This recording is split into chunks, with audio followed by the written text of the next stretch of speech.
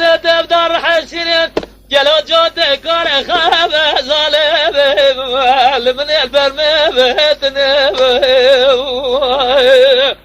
امان امان بابا سودا بالما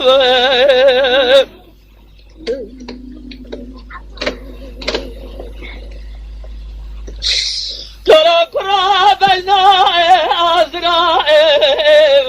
بين طيبة قد ترى بين أزرائيل لقاء طيبة أورد شابك يا ددلة جلوس من الجلال قاتل براوي بفوائد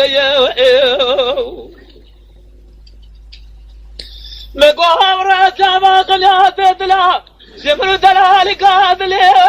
براوي بفوائد في البرورة مداجر ربي عالمي خوازر خوذي بقدر امراد خوازر بلجي بقدر مقصد امراد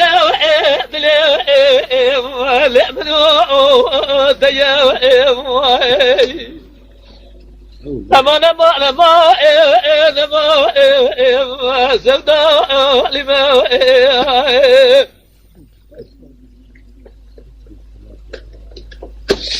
لا قرا بين ازرا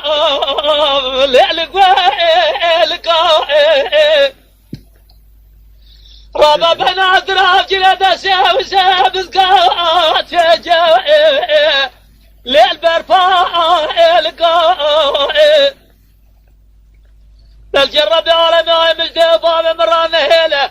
سوا من اداب خور تجد تاخو بنغا مرا لما دايا بكود سناجي ميرا من اقام عليك وحفص القامات بجاه صلاح حسي تقاوت بباوئ حراوئ